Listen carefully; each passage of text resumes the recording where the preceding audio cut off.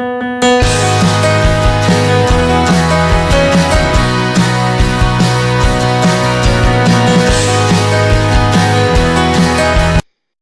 I've shown you how I prepare my stash ready to put together my clusters for my pages. So now I'm going to actually make my clusters, and for this page I'm making them off the page, so I'm putting together the clusters separately. I don't always do it this way, but I'm starting off with some quite large pieces of paper for the background. I've got a piece there on the right with some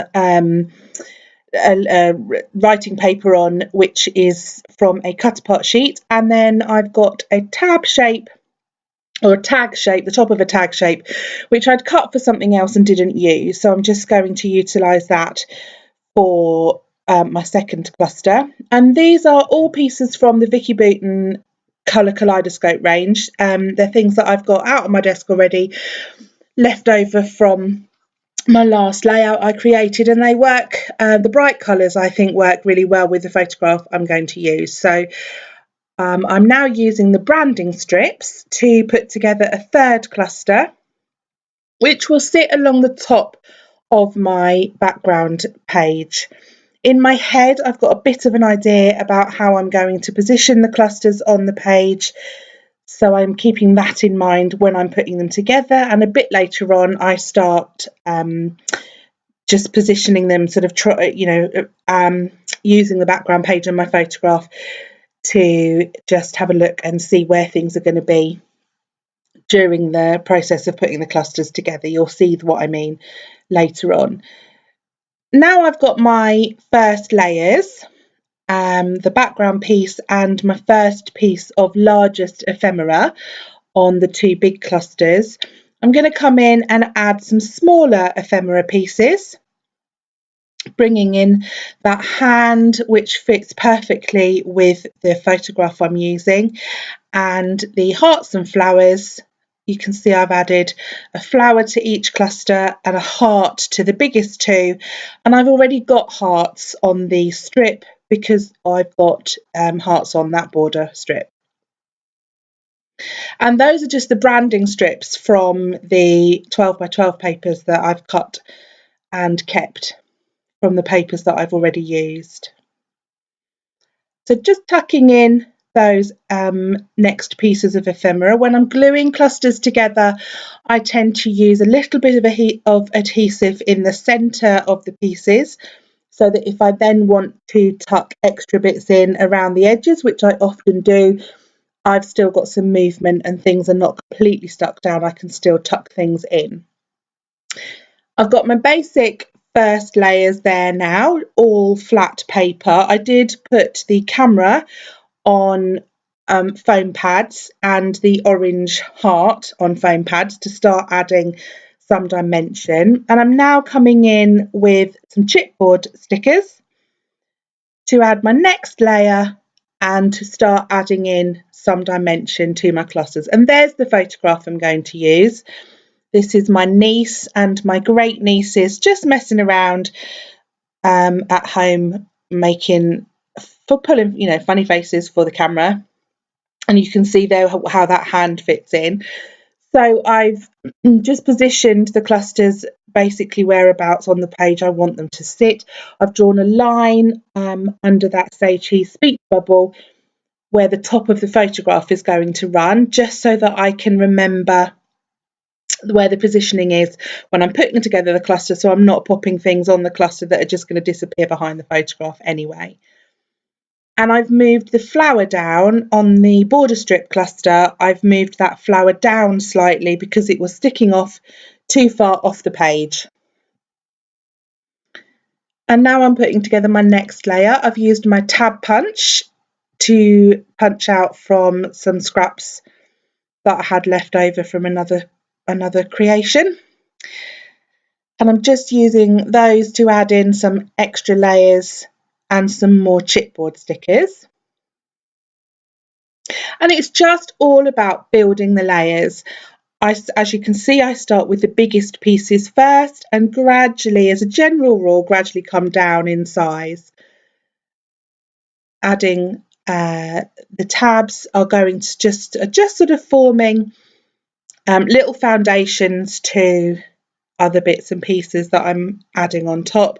As you can see there, I moved the chipboard stickers off a bit to add in a punched tab behind there, just adding a bit more detail and another layer to break up the strips behind it. Looking at my chipboard stickers, I wanted to add a sticker across that tab that would come in across the photograph. When I'm putting my clusters together, I try and make everything connected. So if you can see, everything that I've added so far is connected, overlapping, tucked under another piece. There's no one bit that's floating off in a little world of its own. They're all connected to each other somewhere. And so I'm now coming in with some flat stickers to add some more details. I've got that cute little birdie there, and he will be facing in to my photograph. When I use pieces that have faces or arrows that are looking in a direction, always try and have those pointing towards your photograph or the focal point on your page, because then that draws the eye into it rather than off the page, obviously where you don't want people to be looking. I think I've got a bit of glue on my background paper there. Just contemplating my next layers. I've got these enamel shapes. Thinking about using the triangles because they are the right colours, but I decided against the triangles. I struggle with triangles a bit, actually. I don't know whether I just generally prefer softer, rounder shapes, or I don't know why I struggle with them really, but I do. I've used some of those on another layout, but I pop them to one side. I've got those pink paisley enamel shapes there from the Whimsical collection, and I'm just having a look at some puffy stickers to see if there's anything else that might fit. And I've got those little phrase stickers there. These are Pretty Little Studio, and they're lovely bright colours with some great phrases on. So I'm just going to add one of those to each of the clusters. I love using text, love using phrase stickers in my clusters. I don't always even try and use, form sentences or anything. I just random little sayings. And as you can see there on that cluster, I've got a triangle of 3 phrases, and I've got 3 phrases on each of the other clusters as well. And now I'm going to add some of those enamel shapes from the Whimsical collection. They are, although they're not Vicky Boughton, they are the right colours, so I'm mixing and matching my stash, fiddling around with that purple one for a bit, and I ended up putting it back in the first place I tried anyway, which is often the way. Now I've got those smaller little details on. I'm going to finish off with some Nouveau drops. Again, coming down in size, so I've added the enamel shapes, and then I'm just doing some even smaller details with the Nouveau drops, some tiny dots. Again, I've done groups of 3. So my embellishment clusters are done, as far as I'm going to do them off the page.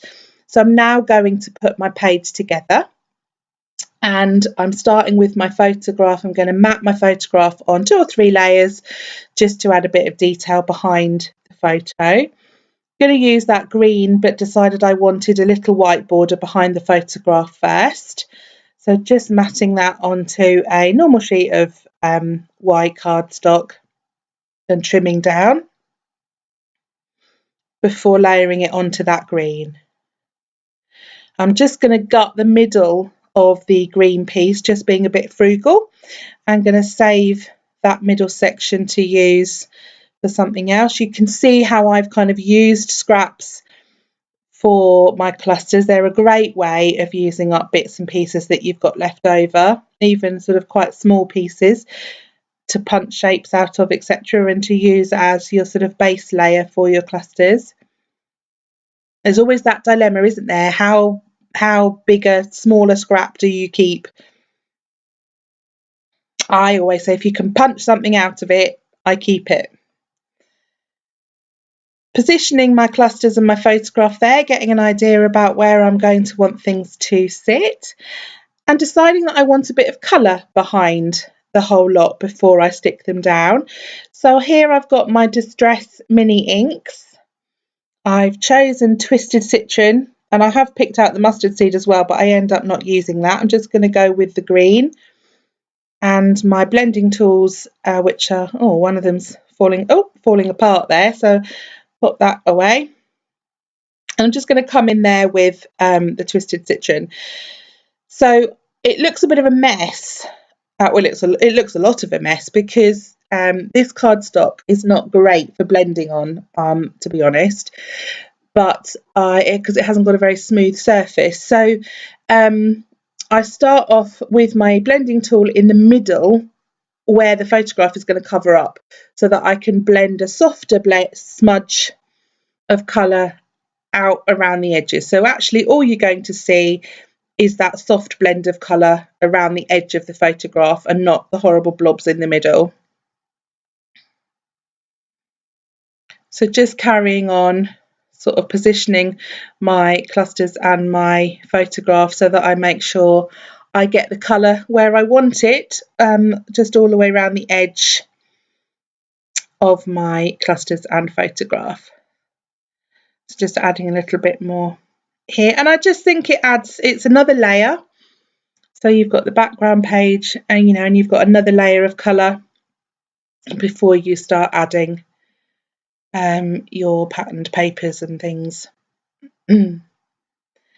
And you could use the packaging technique or ink sprays or anything, to sort of add that little burst of colour to your background.